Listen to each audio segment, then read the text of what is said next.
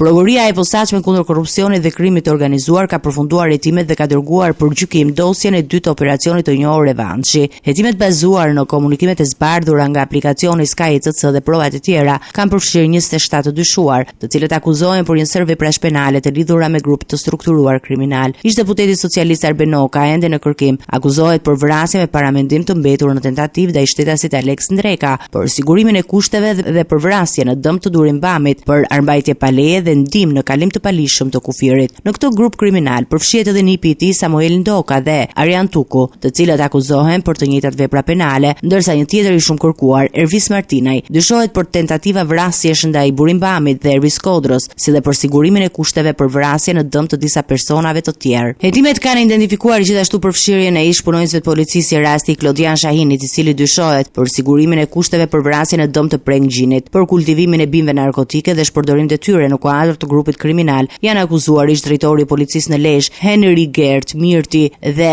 ish shefi Altin Morina. Të arrestuarit Marglen Haka dhe Hektor Xhexhuka po përballen me akuza për 10 vepra penale në episode të ndryshme kriminale. Gjithashtu disa persona të tjerë si Durim Bami, Ndrit Dokler, Erlis Duka, Fatmir Hyseni dhe Fatmir Troplini akuzohen për sigurimin e kushteve dhe mjeteve materiale për të kryer vrasje ndaj ish-deputetit Arben Doka. Në disa individ të tjerë, shumica nga të dyshuarit ende nuk janë arrestuar, ndërsa SPAK po vjon hetimet për të garantuar zbardhjen e plotë të strukturës kriminale dhe përgjegjësive të secilit individ.